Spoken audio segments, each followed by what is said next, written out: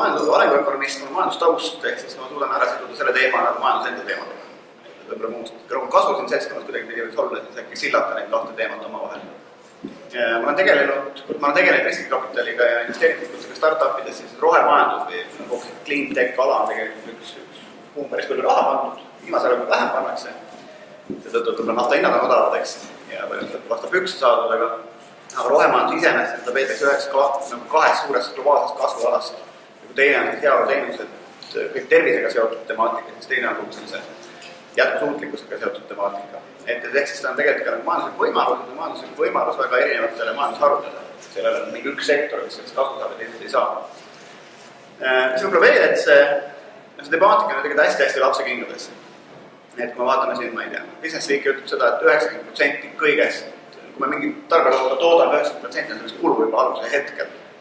Mitte kulu, vaid ütleme, ja põhimõtteliselt temast saab nagu waste või kulub kohe alguse hetkel hambaharjast, et kulub nagu 1,5 kilo materjali hambaharja tootaks.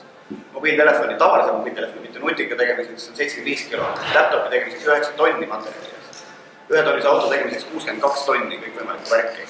Saada mingi Austin Mini või Rover Mini ja 62 tonni. Ja tõus on see perspektiiv, kus mina seda vaatan. Et see valdkond on hästi suurte võimalustega, ta on hästi lapse kingades. Kui see Günter Pauli, kes Rooma klubile 2010 selle Blue Economy, kus ta väidab, et rohelised ärimudelid täna on jätkusuutmatud, keegi peab neid subsideerima, peale maksma, on tellijale või kliendile kallimad osta ja nii edasi, et meil on vaja tükkmaal selliseid läbi põimitumaid ärimudeleid, et ta teha tegelikult majanduslikult mõistlikuks ja ka säästlikuks. Juurde viimane lause on see, et maailm väidetavalt kulutab nagu 4 korda rohkem, kui maailm, kõik inimesed üle maailma tarbiks sama palju kui eurooplane ja ameeriklane, siis oleks vaja 4 maailma ressursi mõttes. Et see süsteem iseenesest ei ole jätkusuutlik. Järega minu poolt ja ma ütleks, et väga mitme aasta jooksul juba see selles mõttes esimene debatt, kus alustatakse sellest, et räägime maailmavaatest. See on tegelikult väga tore, et muidu neid enamik neid debatte, kus mitmetega siin ka kaasistujatest me oleme aastate pikku olnud, räägitakse ikka sellest, et kuidas, ma ei tea, sellele sektorile saada rohkem raha või et miks selles sektoris on riigieelarve seisus selline, nagu ta on. See on, ma ise väga põnevil, et kuidas siis maailmavaate üle arutelu välja tuleb. Ja ma väga tänan selle kutse eest ja selle ülesande püstituse eest, et räägime siis maailmavaatest. See on tegelikult tõesti ju kõikide asjade alus. Kui rääkida nüüd IRL-ist ja iseendast tutvustuseks, siis ma ütleks, et need mõlemad on üks niisugune teekond. Et ma ise alustasin õpilaste teaduslikust ühingust zooloogia sektsioonist ja töötasin aastaid loomaaias vabatahtlikuna. Ja mingil see valdkond pakkus mulle tohutut huvi. Läksin teemasse nii süvitsi sisse, kui see õpilasena ja õpilasteadustöid tehes oli võimalik, aga liikusin tegelikult ikkagi edasi muinsuskaitsesse, nii et oma professionaalse eriala poolelt olen ma muinsuskaitsest ja seetõttu muidugi see ehituse planeerimine tundub mulle eriti põnev. Ja see muinsuskaitse loogika ju selles on, et kulutada võimalikult vähe uut ressurssi selleks, et inimväärselt elada. Ja teine osa sellest muinsuskaitsest siis see, mis on need kogukonna jaoks olulised ruumilised maamärgid, mis kogukonda seovad. Need on need 2 tegelikult ju jalga, millel see kogu muinsuskaitse seisab. Siis juhtus minu elus niimoodi, et tulid lapsed. Ja tegelikult see on võib-olla olnud kõige niisugune pikemate sammudega teekond, et praegu ma vaatan küll niimoodi, et see maailm, mida ma nägin siis, kui mul oli 1 laps ja see maailm, mida ma näen nüüd, kus mul on 5 last, et need erinevad omavahel täiesti kardinaalselt, et kogu aeg läheb nagu normaalsemaks. Kogu aeg läheb nagu rohkem elumoodi või niisuguse elumoodi, nagu ta tundub. Ja erakonnaga on samamoodi, et Isamaa alustas ju väga tugevalt võib-olla sellise rahvusriigi taastamise, kaitsepoliitika, selliste 90ndate alguses väga vajalike teemadega, see on ka täna väga vajalikud, et me oleme seda liini väga püsivasti hoidnud ja samas on toimunud ka kogu aeg areng, et kuidas siis, mis on see konservatiivsus kaasajal, et ma vaatan muinsuskaitse pilguga, siis ma olen ilmselt suhteliselt õiges erakonnas, et selline konservatiivne maailmavaade tõepoolest hõlmab endas seda, et mismoodi on siis see inimene hakkama saanud kõik need aastasajad ja kuidas ta peaks siis nüüd aastal 2015 kuni järgmised 4, 40 ja 400 aastat hakkama saama, et see tasakaal tõesti käest ära jääks. Jah, Tõnis Kõiv olen mina ja mina olen maapoiss. Ma olen sündinud, kasvanud üles, koolis käinud, töömeheteed alustanud, isaks saanud ja mida kõike veel Kesk-Eestis. Ja sellest poolest tulenevalt ma tean, kuidas kasvab kartul või kurk või hernes. Ma tean, kuidas seast praad saab kõiki neid etappe seal vahel, kust piim tuleb ja nii edasi. Et seda kõike, mida tegelikult ma täna vaatan, et kuidas ma 13-aastasele pojale seda edasi annan. Et ka tema saaks teada, kes on enamuse aega üles kasvanud ja kasvamas Tallinna külje ajal Peetris, kus on natukene vähem võimalusi kõige selle teada saamiseks. Väga palju erinevaid kokkusaamisi, kokkupuuteid, mis on paljuski tänu Riigikogu tööle olnud, kas siis Toimuvaljaga, Lilleoruga laiemalt või erinevate kogukondadega, on alati jätnud sellise sooja ja väga loomuliku mulje, väga tagasiside või selline emotsioon on jäänud sellest väga hea. Ja ma arvan, et sellel on põhjus selles, et see kokkuvõttes ongi väga loomulik, ilma igasuguse liigse fassaadita või selle olegi midagi võit, siis ongi loomulik. Seda loomulikust võiks alati olla rohkem ja seda kõike teist poolt ei ole loomulik vähe. Reformierakonna jaoks on väga oluline, et inimesed saaksid vabalt ennast arendada. Et kogu see meie keskkond, elukeskkond, õiguskeskkond, maksukeskkond, kõik erinevad keskkonnaliigid annaksid inimesele võimaluse arendada ennast, teha, mida ta tahab, teha parimal moel, mis talle meeldib ja olla selles siis edukas. Ja ma arvan, et seda tüüpi sihti, kui me nüüd järele mõtleme, siis see võib kokku võtta sellisesse lausesse, et igaüks elab oma elu ja teeb seda parimal võimalikul moel. On asju, mida on mõistlik teha ühiselt ja siis need asju tehakse ühiselt. On asju, mida ei saagi teha teistmoodi kui ühiselt, siis on see ka vältimatu, et neid ühiselt tuleb teha. Julgeolekuni välja, see ei olegi võimalik teistmoodi tagada kui ühiselt. Aga kõik saab alguse ikkagi inimesest ja tema soovidest ja tema tahtest. Aga loomulikult, eks Reformierakond on suur erakond, meil on 113 000 liiget ja meil on väga palju vaidlusi erinevatel teemadel ka erakonnas sees, enne kui me kuskile maale kokkuleppele jõuab, ühisosale jõuab. Ja eks ilmselt neid vaidlusi ja arutelusid on see aeg täis ka täna ühiskonnas, aga see võiks olla ka peale seda, kui 1. märts on läbi. Sellist arutelu ja argumente ja kaalutlusi võiks olla rohkem. Ja see on küll selline võib-olla naiivselt kõlav soov, et me ei elaks pealkirjade tasemel, et vaataks sisse, saaks aru, mis on seal sees ja suudaks ka siis seda sisu seal sees luua. Aga igal juhul annab see ühiskonnale edu. Ja toon ühe näite siia veel lõppu, et ma olen väga mitmete müüjate käest küsinud, eriti supermarketites, kaubanduskeskustes, et kaua te siin töötate, selles kella. Ja miks just nii kaua? Eriti küsin, et mis te pühapäeviti õhtul kella 8 ja 9, mõnikord isegi 10 töötate. Seda ütlevad, ega me ei saa aru, me ei taha seda, tekitab seda stressi ja käivad ka ei ole tegelikult, keegi ju ei käi väga poes. Ja nüüd on siis see küsimus, kas keelame ära ütleme, et nüüd on sellest kellast kinni, vägisi.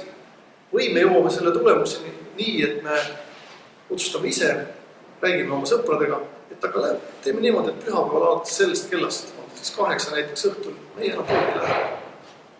Ja ka niimoodi on võimalik tulemus saavutada mitte keelu või käsuga, vaid tegelikult sellise arusaamisega, et ka need inimesed, kes teevad erinevaid töid, on hoolimist väärt ja kui me võime selle peale mõelda oma asju planeerides, see ei võta meid tüki küljest, see teeb ühiskonna tervikuna paremaks. Jah, tere jah, mina olen Artur Talvik, professioonilt filmiprodutsent, aga mida aeg edasi seda prožektor minu pealt et mida aeg edasi, seda rohkem olen pühendunud kogukonna elule või ma kannangi teist tiitlit, kas siis kogukonna aktivist või kodanikuaktivist.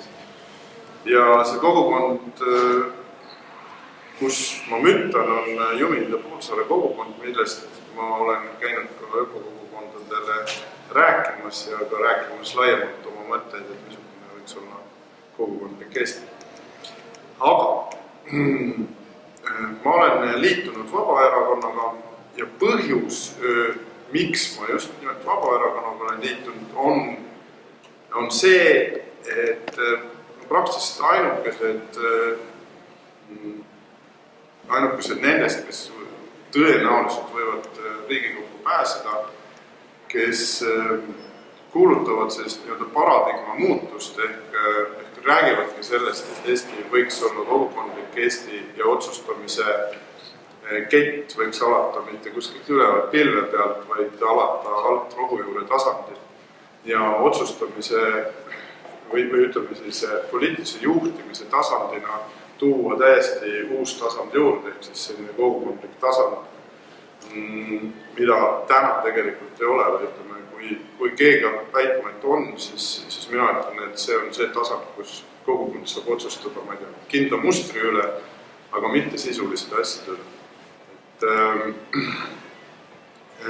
See on uus vana lähenemine, seda on Eestis olnud, aga tänane võim on väga kaugele läinud just nendest kogukondadest ja mure on selles, et küll kasutatakse seda sõna kogukonda, aga kui sa mööda maad ringi käid, siis kogu poliitiline tegevus tegelikult viitab sinna poole, et kogukonna on hävinud. Ka kui me räägime haldusreformist, siis ka haldusreformis räägitakse mingitest tõmbekeskustest või on kõige levinum jutt tõmbekeskustest, aga tõmbekeskus tähendab ka kogukonna hävitamist ja meie räägime kogukonnakesksest mõtlemisest nagu üleüldse Eestis ja ma isiklikult arvan, et ühtses puhamise aspekti sa Eestis võtad, kas see on siis majandus või on see julgeolek, igal juhul kogukondlik Eesti on see, mis on igal juhul palju tugevam kui muud poliitilised lähenemised ehk tugevatest kogukondadest koosnev riik on ka julgeoleku mõttes väga tugev riik. Tugevatest kogukondadest koosnev riik on majanduse mõttes tugev, ta loob baasi väikeettevõtlusele, mis on majanduse väga oluline osa ja nii edasi ja nii edasi. Et seda kui see paradigma muutus toimub, siis sealt on kerge arendada mõttekäike igas suunas. Ja me väga seisan selle eest ja mitte ainult sõnades, vaid tegudes ja üks asi, mida ma kindlasti öelda tahan, et kui juhtub, et ma Riigikogusse satun, siis filmitöö võin jätta sinna, kus ta on praegusel hetkel, aga seda kogukondlikku elu ma jätta ei saa, sellepärast see on teatud mõttes mulle juba nagu narkootikum, et ma saan nii palju positiivseid ja põnevat emotsiooni sellest tegevusest, mis me teeme seda. Aitäh! Jah, Andres. Tere, mina olen Andres Meesak. Olen täna siin Roheliste esindajana, aga olgu kohe öeldud, et erakonna liige ma ei ole ja nagu Rohelistel juba tavaks on, ma olen selline vabahärra Roheliste nimekirjas. Minu igapäevatöö on seotud kogukondadega, ehk siis üks asi, mida ma igapäevaselt teen, on Arengufondi juures energiaühistute mentorprogrammi mentoriks olemine. Ma näen ka siin ühte ühistu algatust, energiaühistu algatust, mis on ökokogukond Väike Jalajälg, kes tahab ka saada lisaks ökokogukonnale ka energiaühistuks, millest on mul väga hea meel, et tegelikult see on selle programmi minu meelest üks suurema potentsiaaliga ühistu algatus üldse. Ja lisaks sellele Arengufondi tööle ma tegelen igapäevaselt taastuvenergia koolitustega, taastuvenergia arendusprojektidega taastuvenergia koja juures. Aga hariduselt olen mina samamoodi nagu Liisagi ajaloolane, oleme peaaegu vist kursusekaaslased, ja eks see muinsuskaitse pisik on ka minul ülikoolist küljes, aga lisaks olen ma nüüd peaaegu ära lõpetanud ka veel majanduse magistratuuri.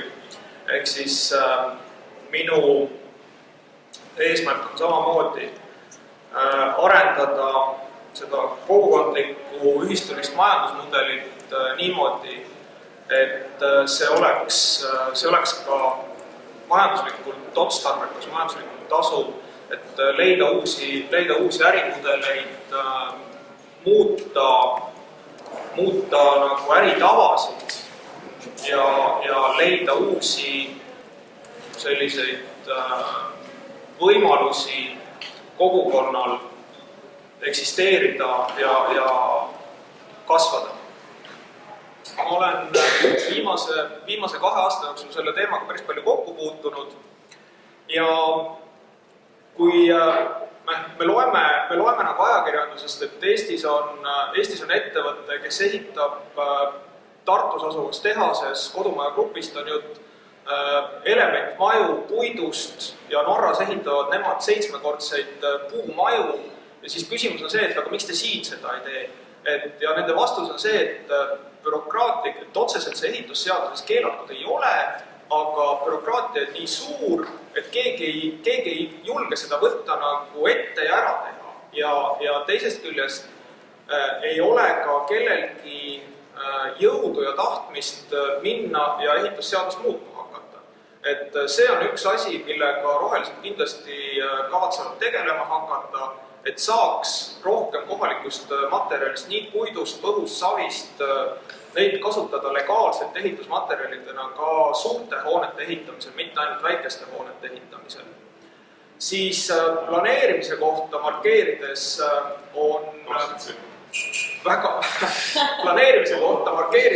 oluline tegelikult ka linnaruumi tihendamine, et praegused viimase 10-15 aasta arendused on olnud just nimelt sellised ekstensiivsed, ekspansiivsed põllumaadele arendused ja see tendents tuleb muuta, et linnaruumis on piisavalt seda kohta, kuhu nagu seda elu tihendada. Kui esimesele küsimusele keegi vastab, et ei, me ei kasuta kohalikku materjali, siis see oleks naljakoht, nii et ma lähen esimest küsimust kohe üle. Teine küsimus, planeerimine. Me isiklikult oma kogukonnas oleme kogenud seda, et see on nagu totaalne bürokraatia. Me elame Lahemaa territooriumile, seal käib uue kaitse-eeskirja tegemine. Meie kõigepealt viisime sisse selle mõttelaadi, et ärge suhelge üksikisikutega, hakake suhtlema kogukonnaga, kes kujundab arvamuse ja saab teatud volituse inimestelt rääkida nende eest. Teine asi, see mõttelaadi muutus, see on see sama paradigma, mida ametkondadesse ja seaduseandjatesse peaks sisse viima, on ikkagi väga totaalne. Kui me räägime Lahemaast, mis on looduskaitseala, siis seal räägitakse meile kultuuripärandist ja kirjutatakse ette väga selged reeglid, et katuse kõrgus peab nii kõrge olema, maja suurus nii suur ja Selle asemel, et teha sellist, kuidas öelda, niimoodi nagu piirangute tsooni ja hoida teatud mõttemaailmas või teatud ajas, kus seda ehituslaadi kinni, selle asemel võiks Lahemaa olla täpselt see koht, kus huvitavaid ka ökoehitisi katsetatakse, nii-öelda uut genereeritakse. Aitäh kõigepealt materjalide valikut, siis minu arvates reeglid peaks olema sellised, et kõige tähtsam on ohutus. Ja reeglid peab olema võimalikult pigem olgu need reeglid vähem ja üksikisikul vastutus selle eest, mida ta teeb, kui see, et keegi tark kuskil eemal loeb täpselt reeglist järgi ja ütleb, et sa pead tegema nii või sa pead tegema naa. Lisaks puidule, mis on väga hea ehitusmaterjal, millest saab väga palju häid asju ehitada, mitte lihtlavaseid jällegi tavateaduses, et mis siis puidust ikka saab, et näeb, sellise laua saab ja ongi kõik, vaid vägagi kõrgtehnoloogilisi ja kaasaegseid ja isegi kauem kui betooniste lauast ehitatud maju ehitada. Üks näide on väga halb näide, Vaida jalakäijate silt puidust, 2008. aasta puidu eripreemia, puidu kasutamine ja mis tänaseks on, ja kõik teame, et mädanenud ja vajab remonti, vajab enam-vähem sama palju raha sisse panekut, kui selle ehitamiseks kulus. Aga puit ei ole seal süüdi. Seal on tegelikult süüdi selles see, kuidas seda ehitati, kuidas seda järelevalvati, kuidas seda projekteeriti ja tegelikult süünlased peavad saama avalikkuse ette välja toodud, et puit ei jääks süüdi. Puit on õige ja hea ehitusmaterjal ja selles võtsin selle programmi kaasa, mitte midagi väga vaadata, oleks vaja, ma tean seda, olen selle tegemise osalenud, aga siin on meil konkreetne punkt kirjas, et riigi keskkonnaasutused alates ministeeriumist saavad ümber kolitud järgmise 4 aasta jooksul mitmekordsesse puitarhitektuuri see töövrisse, ma loodan, mis on siis eesnäitajaks või eeskäijaks. Aitäh. Uus ehitusseadus ja uus planeerimisseadus oli Riigikogus just menetluses ja presidendi väljakuulutamisest on möödunud loetud tunnid. Ehitusseaduses väga suuri erakondade vahelisi erisusi ei olnudki. Küll aga toimusid laupkokkupõrked planeerimisseaduse osas, kus siis näiteks IRL oli ühel pool ja sotsid ja Reformierakond teisel pool. Ja tegelikult ma väga loodan, et järgmine Riigikogu siiski vaatab seda planeerimist ja bürokraatiat ja kõike seda uuesti üle. Ja siinkohal müts maha ka Arto ees, kes majanduskomisjoni juhina Reformierakonnast siis ohkas raskelt ja ütles, et 3 kuud enne valimisi ei tohiks ühtegi seadust vastu võtta. Mina tõlgendan seda, kui tema süümepiinade ülestunnistust, et tõesti läks pekki. Vabandust.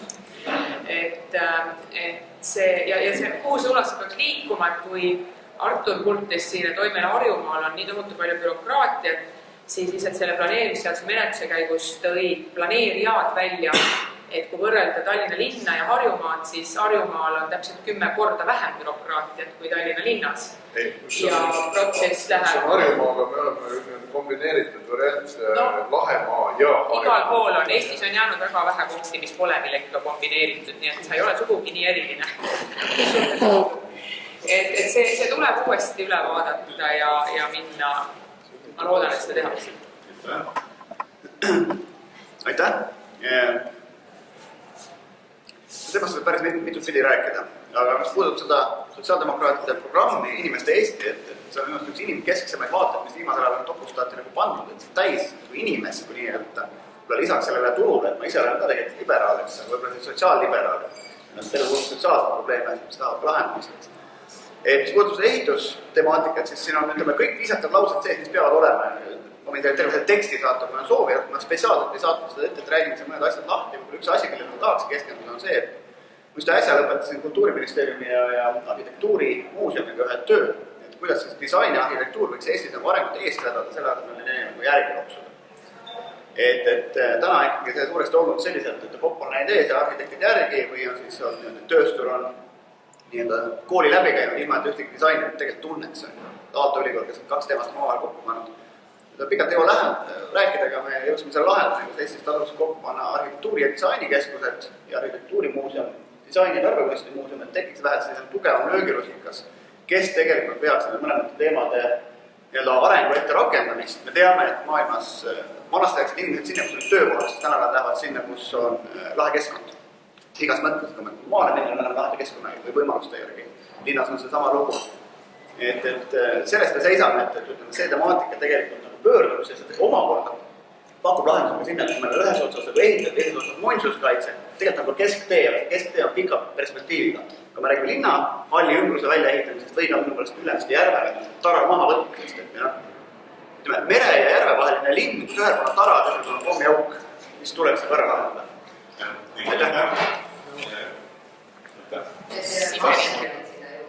Ka materjalide puhul on oluline ainult materjali füüsikalised omadused kogu arvutuse tulemusena, mitte see, kuidas nad kombineeritud on. Põhimõtteliselt ei ole mingit vahet, kas siis siseruumi temperatuur saavutatakse, ma ei tea, 5 millimeetrise mingi kosmoselaeva soojustusega või siis, ma ei tea, 1,5 meetrit laia, eks ju, kõhu ja saagi seguga.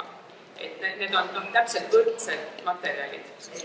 Selles mõttes on absoluutselt, et ma tegelikult selles mõttes on kõige täpsema vastuse andiski võib-olla Artur, et see bürokraatia hulk lihtsalt, mis on mis tahes ehituse tegemise, ükskõik kas te ehitate 10 millimeetrist või 1,5 meetrise seinaga, et on nagu nii suur, et inimene, kes alustab siis seda lastelaagrit ehitada, et ta soovib seda ehitada, eks ole, sest põhust ja savist näiteks, et siis talle tundub see nii meeletu. Aga täpselt samasuguse bürokraatia ees on ka need inimesed, keda võib-olla siin ei istugi praegu, kes tahavad seda ehitada kuskilt, ma ei tea, Hiinast sisse toodud mingitest plastpaneelidest, eks ole, näiteks.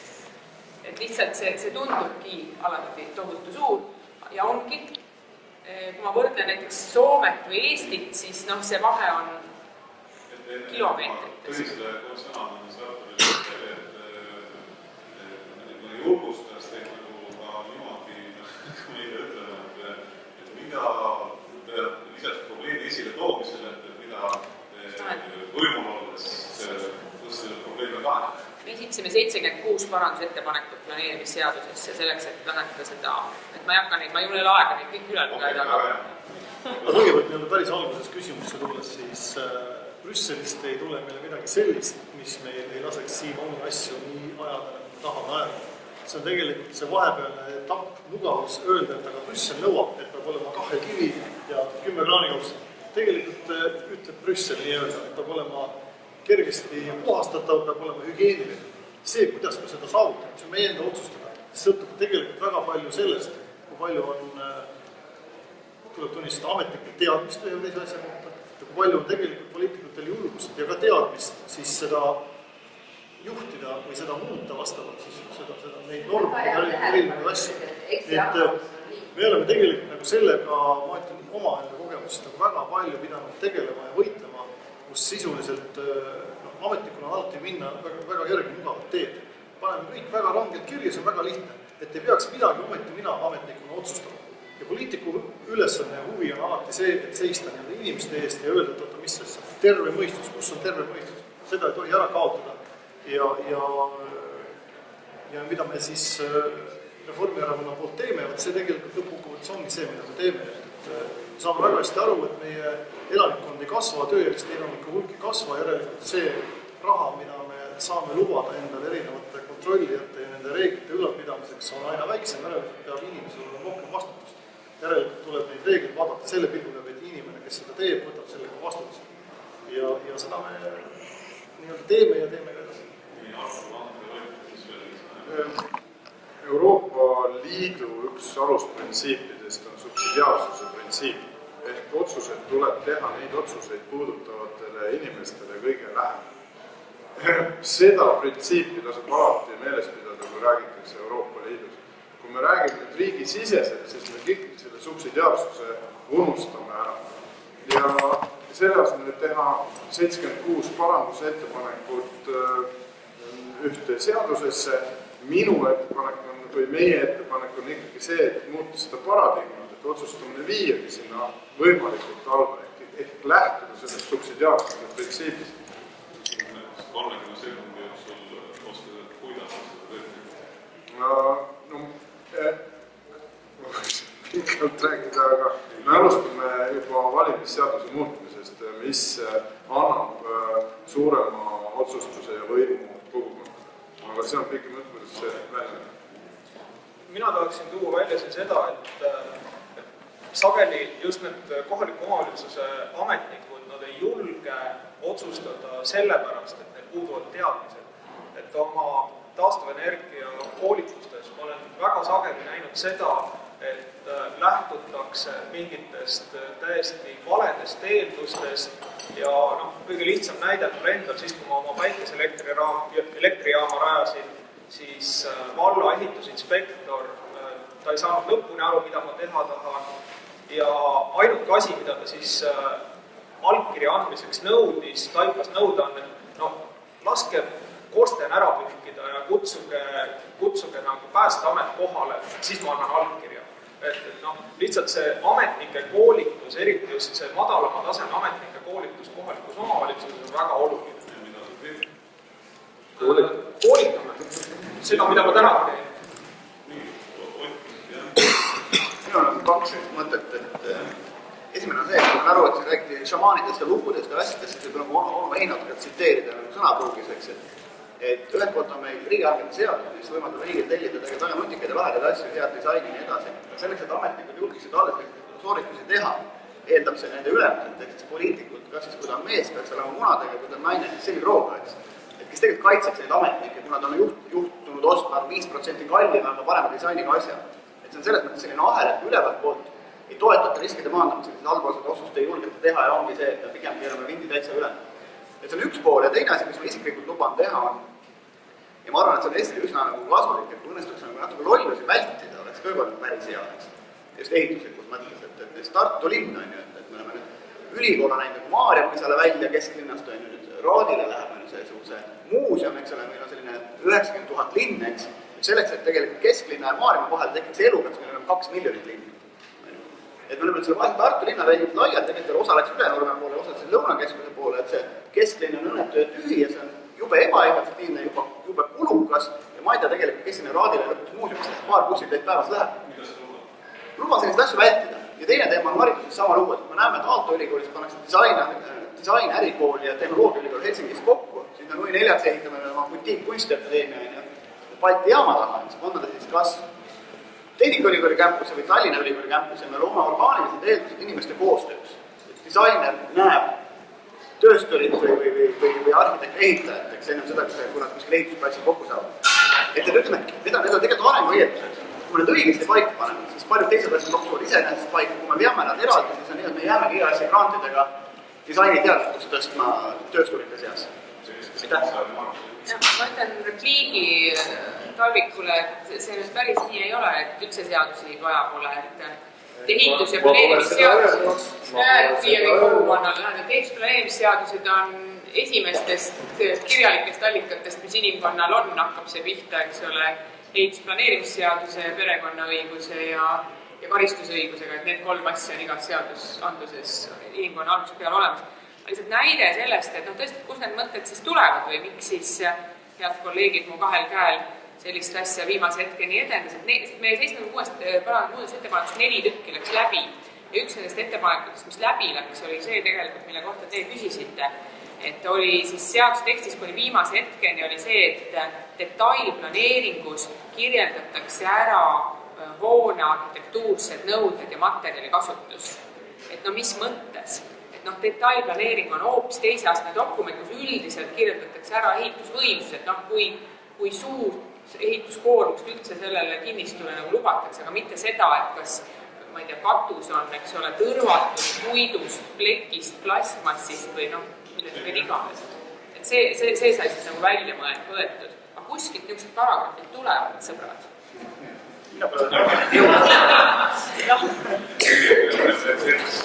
Kas on hanke ettevalmistusele piisavalt hästi kõik läbi mõeldud, kas küsitakse seda, mida tegelikult tahetakse või arvatakse, et pakuvad ära, eks me siis vaatame. Kui pakuvad ära, eks me siis vaatame, siis midagi head ei tule. Siis tuleb võtta nii-anda kõige odavam ja see pruugi alati olla parim. Sellest ei olegi parim. Aga riigihankete seaduse puhul maksimaalselt tuleb teha enne hankimist. See on üks pool. Ja teine pool on selles, et mis on üldse nagu riigihanke või kogu sellise avaliku hanke mõte. see ju tegelikult ongi, et raha andja, kelle raha kasutatakse, oleks kindel, et tema raha eest tehakse tõesti parim. Ja läbi avaliku hanke on selle kindluse saamine ju kõige selgem, kõige avalikum, kõige arusaadav. Nii et avaliku raha teistmoodi ei saa kasutada. Mul oli väikse repliigi ütleks selle kohta, et ma olen parlamendis juures, ma ei ole seadust toimetanud või tegemisel nagu kohale kaasas olnud, aga üldiselt on see, et me kipume vahel ära unustama selle üksikisiku enda vastutuse asja eest. Juhi vastutus selles, mis tema organisatsioonis tehakse, mida ostetakse, kust ostetakse, kui adekvaatne see tegevus on. Kui me taandame ära, et regulatsioon kuidagi mõtleb või töötab inimese eest, tegelikult see nii ei ole. Selles mõttes ma julgustan erinevate organisatsioonide juhte ikkagi. Sellega me suurendame nende moraalse vastutuse osakaalu. Kui neil on mingi vastutus, mitte siis kuidagi regulatsioon ei toimeta, siis tema hanget ei vii läbi. Selles, et kõige odavam ei pea tingimata võitma, sellepärast, et lisakriteeriumiteks on näiteks kogemus, kasutatavad näiteks materjalid või mingisugused omadused, näiteks mahepõis. Ja ütleme, et vähemalt näiteks 20% kallim võib ka riigihanke võita, sest muud kriteeriumid on temal paremad võrreldes odavamaga. Ja alustab siit koht teatri.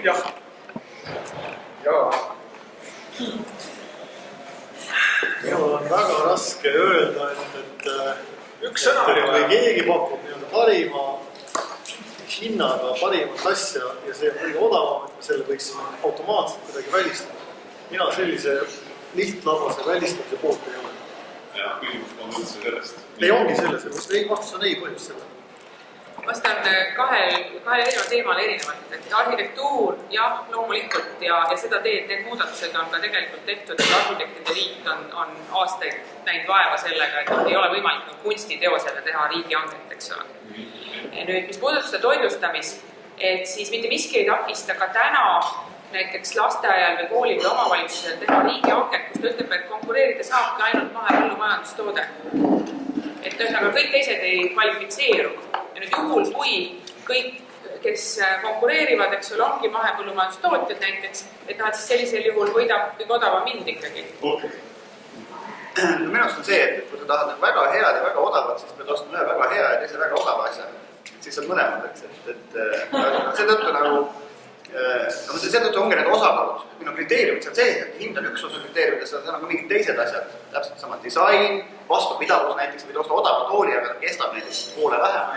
Et sa saad teisi kriteeriumid sisse panna, aga need tuleb panna adekvaatselt, aga siin tuleb see sama see juhi ja selle otsustaja teema, et mida rohkem sa pole neid pehmeid kriteeriumid, seda rohkem peab olema suutma kaitsta seda, et miks see nii tehti. Okei, võrdsuse huvides võite ka mõned lapsed kommentada.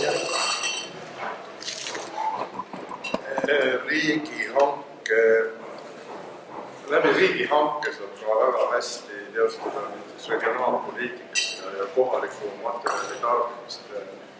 Ma arvan, et riigihanke seadus, see on vist üks rohkem enim muudetud seaduse, aga see vajab uut lähenemist ja uut suhtumist kindlasti. Oleks tegelikult startupide riskikapitaliga, see on täpselt sama küsimus, et kui Eesti Energia hangib midagi, et kas ta hangib siis ABB-lt või ta mingi osa suudab hankida ka väikestelt.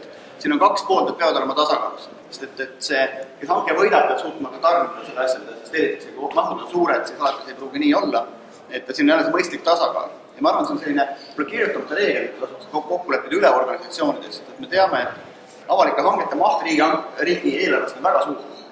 Riik saab turgu väga palju mõjutada, kas tellib head disaini, toetab sotsiaalsete ettevõtete, sotsiaalsete innovatsioonide arengut, startupide arengut, aga samal ajal ikkagi säilitab, ütleme, kindluse. Et sealt need ka töötavad tõesti. Jah, loomulikult ja see on üks energiaühistu mõte, et Euroopa resolutsiooni järgi ongi energiaühistu mõte on see, et toota kohalikuks vajaduseks. Ehk siis loomulikult see võib olla nagu talumees Peeter, talumees Toomas toodavad biogaasi, mida kasutab siis kolmas ettevõtte naaber, kelle autod sõidavad selle biogaasiga ja see käib otsemüük. elektrienergiaga samamoodi, see ongi energiaühistu mõte. Loomulikult, kui ülekandeks kasutatakse avalikku võrku, siis tuleb selle eest maksta. Rohkem ma ei puutu sel teemal, muidu ma räägin tund aega. Mul on isiklik kogemus, me oleme üritanud alustada kogukondliku elektrijaama ja jällegi jooksnud põmm vastu seina väga mitmes küsimuses. Sealt tuleb lõpust investeeringu suurus mängu, aga see ei ole peamine. Need regulatsioonid, mis täna segavad sedalaadi mõtlemist, on jällegi nõuavad põhimõttelist muutust. Okei. Ja ütleme siin jällegi need regulatsioonid, kui vaatad, siis tegelikult väga suuri täpselt ei ole.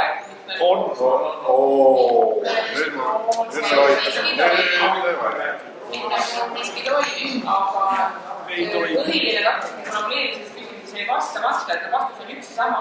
Avaliku sektori roll on juba nii suur.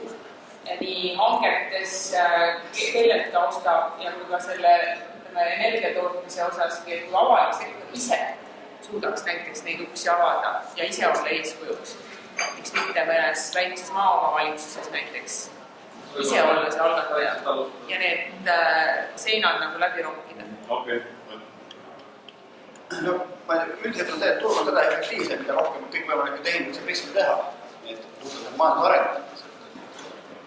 Ma olen nõus, et Inglismaal on lahendus olemas, et on lahendus olemas selleks, kuidas see keskne vorm leida. Siis kõik ühtemoodi aru saavad. Et on põhimõtteliselt siis nagu, ütleme, ühelt poolt MTÜ, aga mis kasutab siis turupõhiseid meetodeid tegelikult oma rahavoo tekitamiseks, et siis oma põhitegevust finantseerida.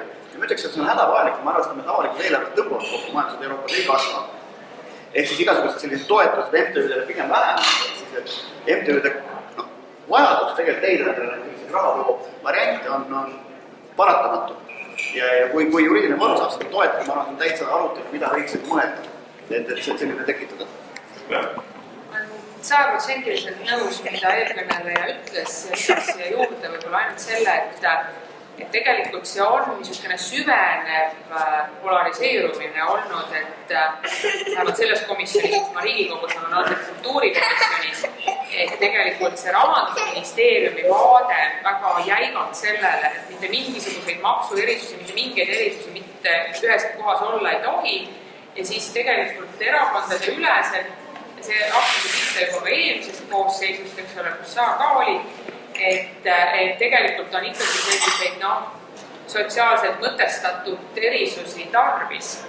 Et siin on pigem see, ma ei näe isegi eriarvamusi mitte poliitikute vahel, vaid ma näen tugevaid eriarvamusi, ütleme, ametkonna ja siis poliitikute vahel, et poliitikud on nagu just ühes paadis ja ametkond siis nagu teises paadis, et see tõesti niimoodi on praegu kujunenud. Kuidas sellest üle saada, on ainuke võimalus ikkagi tõesti, et parlament siis rahvaesindajana kehtestab ennast senisest rohkem. See on läinud nii tugevaks see polariseerumine, et ma arvan, järgmises koosseisus lihtsalt peab juhtuma. Ja, ütleme, et see väga raske on juba kahe eelmine mitte nõustada, sest mina olen sotsiaalse ettevõtluse sellega, mis asi see on. Kokku puutud, ma ei tea, 5-6 aastat tagasi sellest alates, et ma olen selles mõttes probleemidega täiesti kursis ja saan täiesti aru, et see tegelikult võiks niimoodi täna juba Eestis olla, aga ta ei ole. Miks ta ei ole? Sellepärast aru saam sellest, et sellel nii-öelda, ma isegi nimetaks seda erisuseks, ma nimetaks seda tegelikult üheks selliseks lisavõimaluseks panna kaks erinevat mittetulundussektori ja ärisektori selles mõttes oma mõtteloogikatega kokku, lahendada mingit olukorda. Tegelikult seda võiks teha täna tunduvalt rohkem, kui me täna teeme. Seda võiks soodustada, seda võiks igatepidi kaasa aidata. Aga ma näen, et see barjäär on olemas. Ja seda mina ei julge väita, et kõik poliitikad on ühel pool barjääri, ma väidan, et poliitikad ka jagub ühel teisel pool barjääri. Ja seda saab muuta tegelikult ainult teavitustöö suurema tarkuse arusaamisega sellest, et kui ei ole mustvalge, palju erinevaid varjundeid, see on üks osa sellest, mis aitab neid ühte varjundit seal sisuga täita. Selge, ma lihtsalt väikses liigi vahel, kui te osutate valituks, hoitab edu ja saate koalitsioonis jumala eest tehke, siis jah, et sooviks ikkagi kuulda rohkem seda teete, et selline barjäärid on ennast ise näinud ja nii, aga olge positiivselt ja ära. No, meie programmiline lähenemine on juba väikeettevõtluse, elulaadi ettevõtluse toetamine. Tänases Eestis maapiirkonnas tehtav elulaadi ettevõtlus on teatud mõttes juba sotsiaalprogramm, nii võib öelda. Me nagu väga selgelt näeme ette, et just selline regionaalpoliitiline toetamine väikeettevõtlusele on juba asi, mida peab kiiresti ära tegema, et üldse maapiirkonnas mingi tegevus toimub.